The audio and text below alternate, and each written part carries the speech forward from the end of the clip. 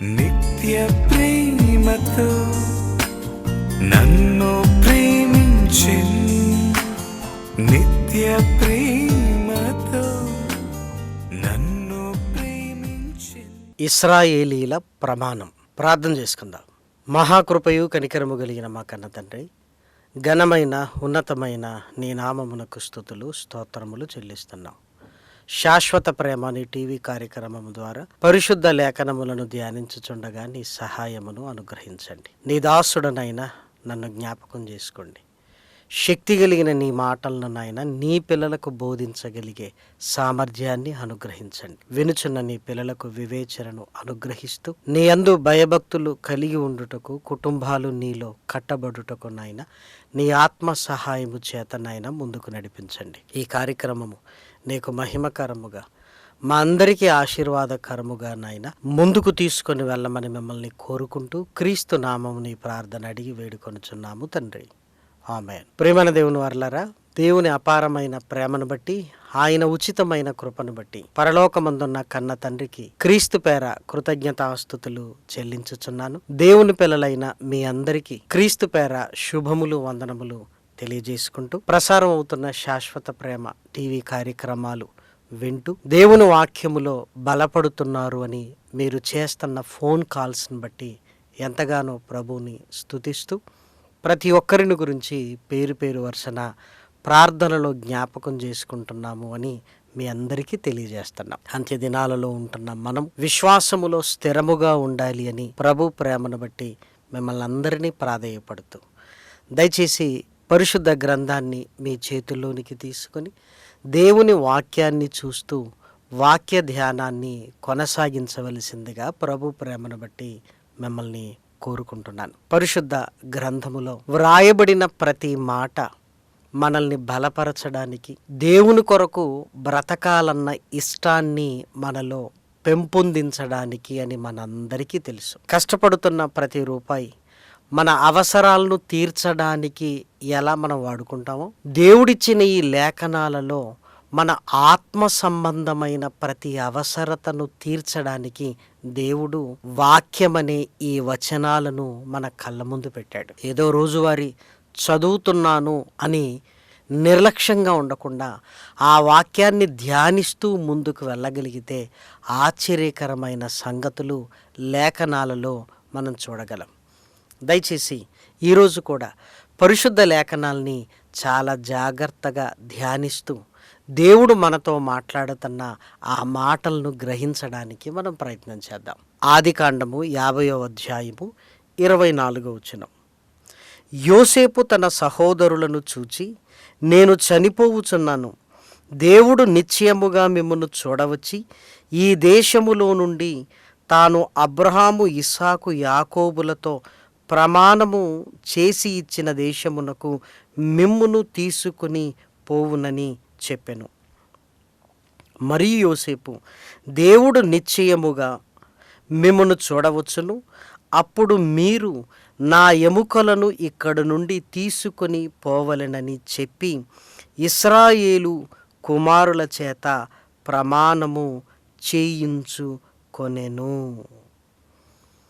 దయచేసి ఈ మాటను జాగ్రత్తగా ధ్యానించగలిగితే, ఇశ్రాయేలీలు కరువు కాలములో యోసేపు ఐగుప్తు దేశాన్ని ఏలుతున్నాడు అని అక్కడికి వెళ్ళారు, తండ్రి అయిన యాకోబుతో సహా. యాకోబు గారు మరణించారు. ఆ తరువాత యోసేపు గారు ధాన్యాగారం మీద అధికారిగా ఉన్నంతకాలం ఇశ్రాయేలీల పరిస్థితులు బాగానే ఉన్నాయి. యోసేపును ఎరుగని రాజులు ఎప్పుడైతే ఐగుప్తు దేశమును పరిపాలిస్తున్నారో, యోసేపుకు అర్థమైంది ఏంటి అంటే, ఇశ్రాయేలీలు అనగా నా జనాంగము కష్టాలలోనికి వెళుతుంది అని అర్థమై వారికొక నిరీక్షణను వారి హృదయాలలో పెట్టడానికి ప్రయత్నం చేస్తున్నాడు. తన సహోదరులను, కుమారులను అనగా ఇశ్రాయేలు కుమారులను పిలిచి, దేవుడు నిశ్చయముగా మిమ్మల్ని దర్శిస్తాడు, తాను ప్రమాణం చేసిన కానాను దేశమునకు మిమ్మల్ని తీసుకుని వెళతాడు. అంతేకాదు, మీరు వెళుతున్నప్పుడు నా ఎముకలను మీరు ఇక్కడ నుండి తీసుకుని వెళ్ళాలి. దయచేసి మీరు ఆలోచించండి, ఎంత ఆశ్చర్యంగా ఉంది. దేవుడు మిమ్మల్ని తీసుకుని వెళతాడు.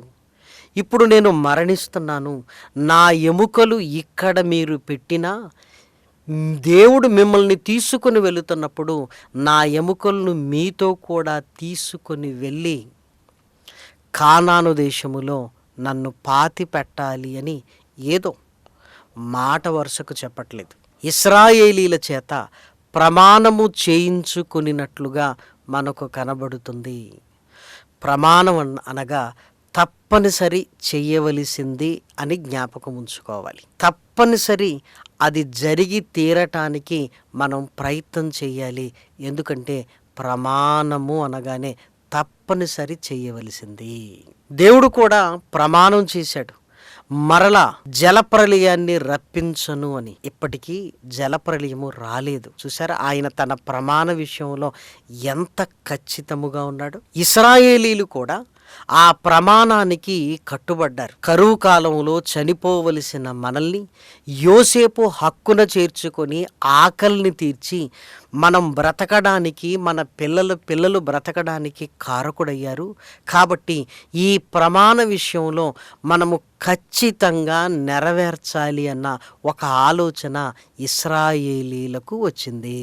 ఈ ప్రమాణము ఎలా నెరవేరింది, ఎప్పుడు నెరవేరింది, ఎలాంటి పరిస్థితుల మధ్య నెరవేరింది అని ఆలోచించగలిగితే చాలా ఆశ్చర్యం కలుగుతుంది. ఇశ్రాయేలీలు ఐగుప్తు దేశంలో 400 సంవత్సరాలు బానిసత్వంలో ఉన్నారు. అంటే యోసేపు మరణించిన తర్వాత సుమారు 100 సంవత్సరాలు, అది 300, 350 లేదా 80, మనం ఆలోచించి సుమారు 350 సంవత్సరాల పైబడే లేదా 400 సంవత్సరాలు అని ఒకవేళ మనం అనుకుంటే అప్పటి వరకు యోసేపు ఎముకలను గురించిన జ్ఞాపకాలు ఇశ్రాయేలీలలో ఉండాలి. యోసేపు ఎవరి చేత ప్రమాణం చేయించాడో వారు చనిపోయారనుకోండి, వారు చనిపోక మునుపే ఆ ప్రమాణము గురించి తమ పిల్లలకు తెలియజేయాలి. ఎందుకంటే 400 సంవత్సరాల తరువాత, అంటే అప్పటి వరకు యోసేపు ఎముకల విషయములో పితరులు చేసిన ప్రమాణాన్ని నెరవేర్చడానికి ఇశ్రాయేలీల పిల్లలు సిద్ధపడాలి. అంటే ఇశ్రాయేలీలు యోసేపును గురించి ఎంత చక్కగా పిల్లలకు వివరిస్తే ఆ జ్ఞాపకాలలో ఉంటారు. కరువు కాలంలో యోసేపును బట్టి మేము బ్రతికాము, మమ్మల్ని బట్టి మీరు బ్రతికారు. ఈ ప్రమాణ విషయంలో మేమే కాదు, మీరు కూడా బాధ్యత వహించాలి అని పిల్లలకు యోసేపు ఎముకలను గురించిన, యోసేపు ఎలా ఆదుకున్నాడో తరతరాలు మాట్లాడుకున్నాయి. ప్రేమన దేవుని పిల్లలారా, ఇంకా మీరు ఆలోచించండి. ఈ 400 సంవత్సరాల తర్వాత దేవుడు ఐగుప్తు దేశములో నుంచి ఇశ్రాయేలీలను విడిపించి తీసుకుని వెళుతున్న హడావుడిలో ఏది మరిచిపోయినా పర్వాలేదు, ఎముకల పెట్టెను మాత్రం మరిచిపోవటానికి వీలు లేదు. ప్రయాణాలలో చాలా మర్చిపోతుంటాం, కానీ ఇశ్రాయేలీలు 400 సంవత్సరాల తరువాత సుమారుగా ఆ పెట్టెను మాత్రం మరిచిపోవటానికి వీలు లేదు. ఎందుకంటే ప్రమాణము చేశారు గనుక. దయచేసి మీరు చూడండి, నిర్గమకాండము 13వ అధ్యాయము 18, 19 వచనాలు. అయితే దేవుడు ప్రజలను చుట్టూ దారియగు ఎర్ర సముద్రపు అరణ్య మార్గమున నడిపించెను. ఇశ్రాయేలీలు యుద్ధ సన్నద్ధులై ఐగుప్తులో నుండి వచ్చిరి. మరియు మోషే యోసేపు ఎముకలను తీసుకొని వచ్చెను. అతడు, దేవుడు నిశ్చయముగా దర్శనమిచ్చును, అప్పుడు మీరు నా ఎముకలను ఇక్కడి నుండి తీసుకొని పోవలెనని ఇశ్రాయేలీల చేత రూఢిగా ప్రమాణము చేయించుకొని ఉండెను. మోషే గారికి కూడా ఈ ప్రమాణము జ్ఞాపకాలలోనికి వచ్చింది. మోషే గారు అప్పుడు లేకపోయినా పితరులు చెప్పిన వారు చేసిన ప్రమాణము అది మన బాధ్యత అని 6,00,000 మంది కాల్బలము యోసేపు ఎముకలను గురించి శ్రద్ధ తీసుకుంటున్నారు. మోషే గారి జ్ఞాపకం చేశాడు. ఎముకలను తీసుకుని వారు ఐగుప్తు దేశమును నుండి బయలుదేరారు. వీరు బయలుదేరినప్పుడు ఐగుప్తీయులు ఆభరణాలు, బంగారాన్ని ఇచ్చారు. ఆ బంగారాన్ని సమకూర్చుకునే ప్రయత్నంలో ఎముకలు పెట్టి మర్చిపోకూడదు. చూసారా, ఆ ప్రమాణానికి వారు ఎంతగా కట్టుబడి ఉన్నారో. ఐగుప్తు దేశము నుంచి బయలుదేరారు. అంతటితో ఆగిపోయిందా? లేదే. 40 సంవత్సరాలు అరణ్యములో ప్రయాణము. ఈ 40 సంవత్సరాలు కూడా వారి వెంట వెళ్ళవలసింది యోసేపు ఎముకల పెట్టే. మీరు ఆలోచించండి, ఈ 40 సంవత్సరాలు అరణ్య ప్రయాణాలలో కష్టమైన ప్రయాణాలున్నవి, దుఃఖమైన ప్రయాణాలున్నవి, ఆయాసమున్నది, సర్పములు కాటు వేసిన పరిస్థితులు ఉన్నవి, తెగులు వచ్చిన పరిస్థితులు ఉన్నవి. ఇన్ని వచ్చి అరణ్యంలో అనేకులు రాలిపోతున్నా మిగిలిన వారు మాత్రం ఆ ప్రమాణ విషయంలో జాగ్రత్త కలిగి ఉండి యోసేపు ఎముకలను తీసుకుని వెళ్ళాలి. ఇశ్రాయేలీల 40 సంవత్సరాల ప్రయాణములో 42 మజిలీలు ఉన్నవి. అంటే 42 చోట్ల ఆగారు, మరలా ప్రయాణాన్ని ప్రారంభించారు. అంటే యోసేపు ఎముకలు పెట్టే 42 సార్లు దించబడింది. 42 సార్లు జ్ఞాపకాలలోనికి వచ్చి మరలా దానిని తీసుకుని వెళుతున్నారు. అంటే ఇశ్రాయేలీలు ఎంత బాధ్యతగా ఆ ప్రమాణ విషయంలో ఉన్నారో దయచేసి మీరు చూడండి. ఇశ్రాయేలీల మజిలీలు వారి ప్రయాణం ఎలా సాగిందో మనము చూడగలిగితే సంఖ్యాకాండము 33వ అధ్యాయము 2వ వచనాన్ని దయచేసి చూడండి. మోషే యెహోవా సెలవిచ్చిన ప్రకారము వారి ప్రయాణములను బట్టి వారి సంచార క్రమములను వ్రాసెను. వారి సంచార క్రమముల ప్రకారము వారి ప్రయాణములు ఇవి. మొదటి నెల 15వ దినమున వారు రామశేసులో నుండి ప్రయాణమై పస్కా పండుగకు మరునాడు వారి మధ్యను యెహోవా హతము చేసిన తొలుచూలునందరిని ఐగుప్తీయులు పాతిపెట్టుచుండగా ఇశ్రాయేలీలు ఐగుప్తులందరి కన్నుల ఎదుట జయోత్సాహముతో బయలుదేరి వచ్చిరి.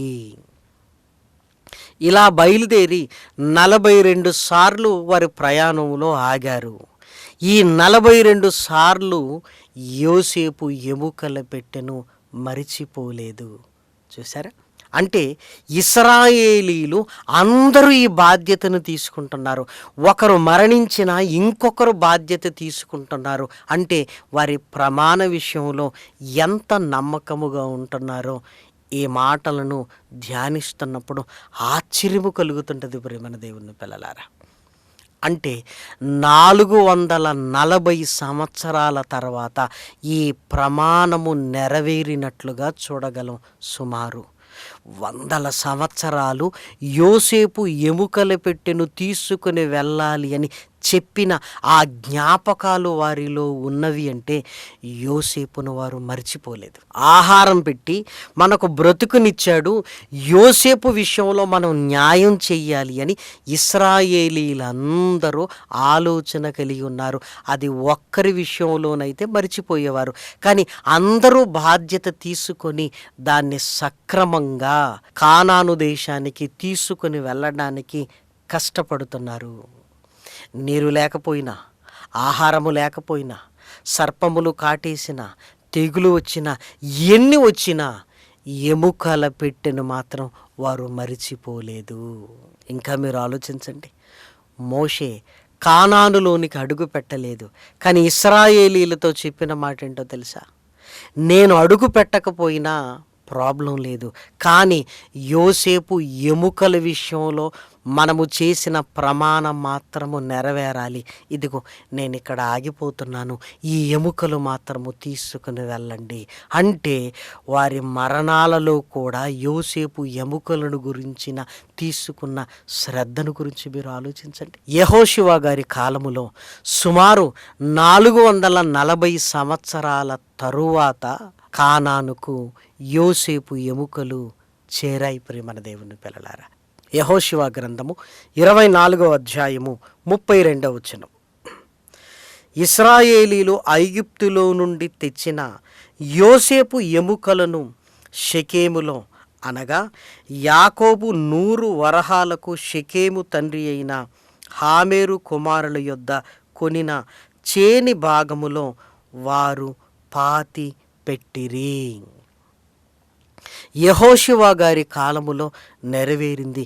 ఎప్పుడు యోసేపు ప్రమాణం చేయించుకున్నాడు, 100 సంవత్సరాలైనా ఆ ప్రమాణాన్ని మరిచిపోక యెహోషువ గారి కాలములో నెరవేర్చబడింది. అంటే ఆ ప్రమాణ విషయంలో ఇశ్రాయేలీలందరూ ఎంత శ్రద్ధ తీసుకున్నారో దయచేసి మీరు ఆలోచించండి. ఒక మనిషితో చేసిన ప్రమాణానికే ఇంత విలువ ఉన్నప్పుడు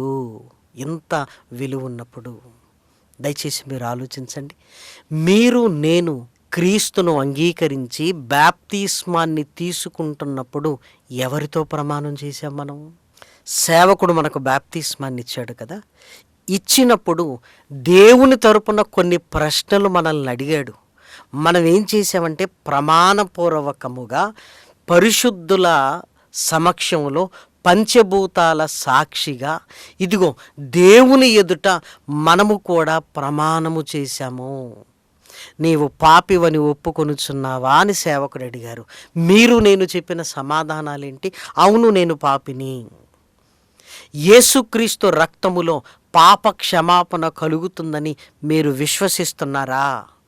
అవును, ఆయన నా కొరకు మరణించాడు, తిరిగి లేచాడు, సిలువలో కార్చిన పరిశుద్ధ రక్తము ద్వారా నాకు పాప విమోచన కలుగుతుంది అని నేను విశ్వసిస్తున్నాను. ఆయన మరణించి తిరిగి లేచాడు, ఆయన కొరకు బ్రతికితే నన్ను తిరిగి లేపగలిగే సమర్థుడు అని. బాప్తిస్మము తీసుకున్న తర్వాత కష్టమైన నష్టమైన దేవుని కొరకు బ్రతుకుతావా? బ్రతుకుతాను. కష్టమైన నష్టమైన. ఎంతకాలం వరకు బ్రతుకుతారు? నేను చనిపోయేంత వరకు, నా జీవితాంతము వరకు. ఈ మాటలన్నీ మనం చెప్పినవే కదా. ఇవి సేవకుడితో చెప్పిన మాటలు అనుకుంటున్నారా? దేవునితో మనము చేసిన ప్రమాణము. ఒక మనిషికి చేసిన ప్రమాణమే 100 ఏళ్ల తరబడి అది కొనసాగింది. అంటే నీ జీవితంలో, నా జీవితంలో దేవునితో మనం ప్రమాణం చేశాం. ఈ చిన్న జీవితం ఆయన కొరకు బ్రతుకుతాని అని క్రీస్తును ధరించుకుని ఆయన కొరకు బ్రతకవలసిన మనము నీ ప్రమాణ విషయంలో నమ్మకముగా ఉన్నావా? బాప్తీసం తీసుకున్న తొలినాళ్లలో దేవుని కొరకు బ్రతుకుతున్న మనం ఒక 5 సంవత్సరాలు కాగానే, 10 సంవత్సరాలు కాగానే, 15 సంవత్సరాలు కాగానే, ఒక 20 ఏళ్ళు కాగానే విరక్తి వచ్చినట్లుగా, నిర్లక్ష్యం వచ్చేసి మన ప్రమాణ విషయంలో మనము నమ్మకత్వాన్ని కనపరచటం లేదు. జీవితాంతం వరకు బ్రతుకుతానని ప్రమాణం చేసిన నీవు కష్టం రాగానే వదిలేస్తున్నావు, నష్టం రాగానే వదిలేస్తున్నావు, నిందలు రాగానే వదిలేస్తున్నావు. ఇశ్రాయేలీలు ఎముకలు పెట్టెను వదిలేశారా? కష్టం వచ్చింది, నష్టము వచ్చింది అని లేదే. నా ప్రమాణ విషయములో మనము నమ్మకముగా ఉన్నామా? ఒక్కసారి ఆలోచించండి. 440 సంవత్సరాలు ఇశ్రాయేలీలు దాన్ని జ్ఞాపకం పెట్టుకుంటే మనం బాప్తిస్మము తీసుకున్నామన్న సంగతిని మరిచిపోయి ఆ మొదటి ప్రేమను విడిచిపెట్టి మనం బ్రతుకుతున్నామంటే ఏది మనలో దేవునితో చేసిన ప్రమాణానికి నీవు నేను విలువనిస్తున్నామా? ఒక్కసారి మీరు ఆలోచించండి. ఎప్పుడైతే బాప్తిస్మము తీసుకున్నావో నీ భుజముల మీదికి, నా భుజముల మీదికి కాడి వచ్చింది, బరువు వచ్చింది. ఇశ్రాయేలీలు మోసింది ఎముకలు పెట్టెను. కానీ నీవు నేను మొయ్యవలసింది ఏంటో తెలుసా? యేసుక్రీస్తు మన మీద పెట్టిన కాడిని ఇష్టపూర్వకంగా మొయ్యవలసిన వారము ప్రియమైన దేవుని పిల్లలారా. దయచేసి లేఖనాలలో మీరు చూడండి. గలతీలకు రాసిన పత్రిక 3వ అధ్యాయము 27వ వచనంలో వ్రాయబడిన చక్కటి మాటను చూసి మనం ముందుకు వెళదాం. క్రీస్తులోనికి బాప్తిస్మము పొందిన మీరందరూ క్రీస్తును ధరించుకొని ఉన్నారు. క్రీస్తును మనం ధరించుకున్నాం. క్రీస్తును ధరించుకున్న మన మీద ఆయన తన కాడిని పెడుతున్నాడు. మత్తయి సువార్త 11వ అధ్యాయము 28, 29. ప్రయాసపడి భారము మోసుకొనుచున్న సమస్త జనులారా నా యొద్దకు రండి, నేను మీకు విశ్రాంతి కలుగజేతును. నేను సాత్వికుడును దీన మనసు గలవాడను గనుక మీ మీద నా కాడి ఎత్తుకొని నా యొద్ద నేర్చుకొనుడి. నా కాడిని ఎత్తుకొనుడి. ఆయన మన మీద కాడిని పెడుతున్నాడు, మన భుజముల మీద. మన కొరకు సిలువను మోసి తన పవిత్రమైన రక్తాన్ని చిందించిన ప్రభువు ఆయనలోనికి వచ్చిన నీ మీద నా మీద కాడిని పెడుతున్నాడు, ఒక భారాన్ని, ఒక బరువును పెడుతున్నాడు. కొరంథీయులకు రాసిన మొదటి పత్రిక 9వ అధ్యాయంలో వ్రాయబడిన చక్కటి మాట చూడండి, 16వ వచనం. నేను సువార్తను ప్రకటించుచున్నను, నాకు అతిశయ కారణము లేదు. సువార్తను ప్రకటింపవలసిన భారము నా మీద మోపబడి ఉన్నది. ఆ భారము కాడి రూపములో నా భుజముల మీదికి వచ్చింది. ఇశ్రాయేలీలు యోసేపు ఎముకలను మొయ్యటానికి తమ ప్రమాణాన్ని నిలవబెట్టుకుంటే, మనము క్రీస్తు కొరకు బ్రతుకుతామని ప్రమాణము చేసి ఆయన మనకు అప్పగించిన ఆ భారాన్ని మొయ్యాలి. సువార్త అనగానేంటి? యేసుక్రీస్తు మరణ సమాధి పునరుత్థానములు. యోసేపు ఎముకలు కాదు ఇక్కడ. యేసుక్రీస్తు మరణించి తిరిగి లేచాడు, ఆయన సజీవుడు. ఆ సువార్త భారాన్ని నేను, నా పిల్లలు, నా పిల్లల పిల్లలు, సంఘము, మన తదనంతరము యేసుక్రీస్తు రెండవ రాకడ వరకు మనము మొయ్యవలసిన వారము, భరించవలసిన వారము. ప్రియమైన దేవుని పిల్లలారా, ఆ జ్ఞాపకాలు మనలో ఏమైనా ఉన్నవా? దయచేసి మీరు ఆలోచించండి. ఎవరి పనుల్లో వాళ్ళు పడిపోయి సువార్త భారాన్ని గురించి మరిచిపోయినట్లుగా ఉంది ఈరోజు సమాజంలో. ఇశ్రాయేలులు ఎవరి పనుల్లో వారు పడిపోయి యోసేపు ఎముకలను గురించి మర్చిపోలేదే.